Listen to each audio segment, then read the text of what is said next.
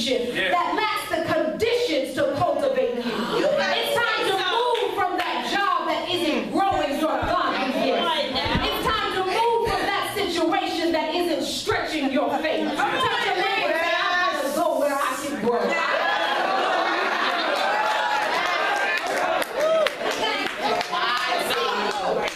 When you revisit the text, Sister Ronnie, you notice Mary's hasty retreat from Nazareth is not just to any new location, but it's to the home of her cousin Elizabeth. And scholars suggest that Elizabeth was Mary's cousin, but she was a very distant relative. There was a great difference in their ages and distance between their homes, and they would not have seen each other very often at all. And yet, despite their loose affiliation, when Mary learns that greatness is growing inside of her, she immediately travels to her distant cousin's home. She makes that journey because God's messenger reveals to her that Elizabeth is also expecting something great. That through the power of the Holy Spirit, she too has miraculously conceived, though she was thought barren and past her prime. And perhaps God is trying to teach somebody tonight that when the greatness of God is growing inside of you, you not only need to hurry, you not only need to go where you can grow, but you need to connect with some people who know what it's like to carry God's greatness inside of them. Because the simple truth of the matter is that people who never carry anything great cannot relate to you. Let me say that again. People who have never carried anything great will have difficulty relating to you. They will look at you like you're crazy when you tell them that you are a woman that has been delivered. They will look at you like you're crazy when you tell them that God is growing greatness inside of you. They will laugh at you when you tell them that an angel prophesied over your life. They will question your faith when you tell them that God is doing something extraordinary with somebody so ordinary. But see, people who lack promise and purpose are ill-equipped to instruct you in how to handle yours. See, that's why a woman has to be careful who's present in her delivery. You I learned this personally when I was in labor with my son Joshua for 26 hours. And I experienced two very different nurses. The first nurse, she was courteous, she was caring, and she was very well-intentioned. She faithfully brought me ice chips and a steady supply of fresh linens. But see, when the contractions started rocking my body so violently I thought I was going to die, she began giving some unsolicited advice. She said to me, Pastor Robin, I've never had children, but I've heard that if you imagine a happy, you know what?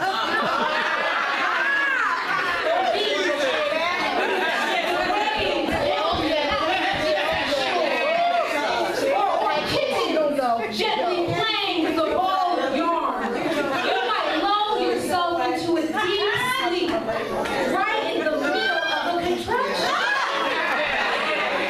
See, luckily my husband was there to restrain me, because postcards of kitties and beaches do not help with labor pains. I was certain at that point that if I gave her a little bit of my pain, I would feel better. Nurse came in, and she took one look at me, and she told me I've had 4 children, and this is the worst pain you will ever experience. There's very little you can do, but if you listen to me, I will help you get through. See, she had not just seen or heard what carrying a child was like. She had experienced it for herself. She had been stretched by the weight of carrying something great on the inside, and she had the marks to prove it. She had lived this experience and was able to provide insight and wisdom on how I should proceed. And maybe you're not trying to deliver a 9-pound baby like I was, but I declare on tonight that God is trying to deliver something great out of your life. God did not deliver the greatness that's growing in you with the wrong people surrounding you. You need to be connected to some other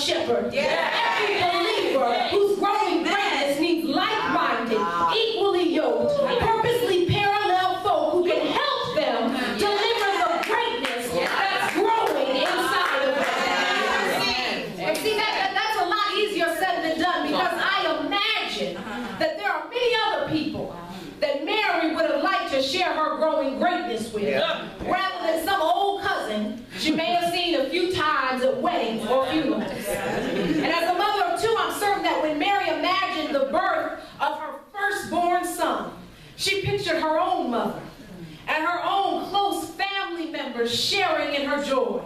But the truth of the matter is, only Elizabeth intimately understood what it was like to carry this kind of blessing.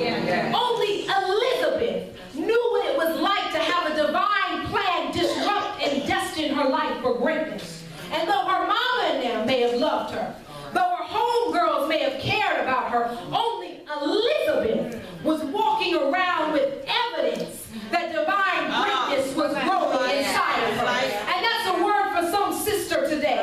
If you're trying to figure out if someone is qualified to instruct you and to advise you on the greatness growing within, ignore the material things, ignore the physical things, and instead look for the fruit of the Spirit. Look for the love. Look for the joy. Look for the peace. Look for the patience. Look for the kindness. Look for the goodness. Look for the faithfulness. Look for the gentleness. And look for the self-control. For when God is doing something great, shepherds begin to act like kings. Concubines begin to act like queens. Runaways begin to act like redeemers. Murderers begin to act like missionaries. And barren women start acting pregnant with purpose. God's greatness is going on inside. There is tangible, visible, and clear spiritual evidence on the outside. See, you not only know that you're connected to the right people because there's clear evidence of God's growth in them, but because they respond differently to the greatness growing inside of you. I'm almost done, but let me tell you this. See, when Mary arrives at the home of Zechariah, the text says that she greets Elizabeth. And when Elizabeth hears this greeting, the baby that she was carrying begins to leap in her womb. And if Mary wasn't convinced by the growing evidence in Elizabeth's body, she must have been reassured by her response. For upon hearing Mary's voice, Elizabeth could have responded altogether differently. Sure, she was expecting something great now, but she had spent decades and decades with the social stigma of bearing no children of her own. She had spent midnight hour after midnight hour praying without breakthrough. She had spent service after service sacrificing without blessing. And yet after all those years, God waited until she was a card-carrying AARP member to bless her with her children. And here comes Mary, a fraction of Elizabeth's age, equipped by God with everything that Elizabeth had been praying for. She's found divine favor, she's engaged to be married, and she's got divine greatness growing on the inside. Elizabeth could have been bitter, thinking that Mary's presence is a reminder of everything that she asked for, but never received. Elizabeth could have asked, why her? Why someone so young? Why someone so unexperienced? Why someone so undeserving? The one that God has anointed. I've been worshiping. I've been praying. I've been tithing. I've been serving all of my life. And here comes this little girl with a gift that is greater than mine. And yet when Elizabeth responds to Mary's greeting, rather than hate on her, something shifts in her spirit. Her baby leaps in her womb, and Elizabeth begins to celebrate. And I'm on my way to my seat, but before I go, ask yourself, are you confident enough to celebrate somebody else? Are you secure enough in what God is doing in you, that when someone else comes along, more gifted, more faithful, more anointed, that you can start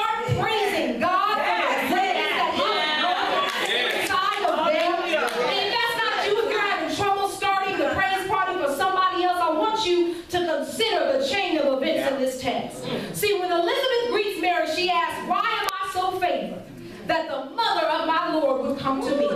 She asked this question because it is only when she is in the presence of Mary and she begins to celebrate Mary, then and only then is she filled with the gift of the Holy Spirit. Let me slow this down because everybody may not see what the Spirit is saying. Elizabeth is 6 months pregnant. An angel has prophesied over her child in her womb. And he's declared that he will prepare the way for the Messiah of the world. But despite all these great plans and prophecies, Elizabeth had yet to receive the gift of the Holy Spirit until she starts celebrating another sister. And that's a mighty word for us today. So when we celebrate the greatness growing inside of somebody else, we create the condition to also be blessed. For the Bible says that when praises go up, blessings come down. So when I praise God for what's growing in you, I position myself to receive greater favor from the Lord. And I dare just a handful of people to loosen up their shakes.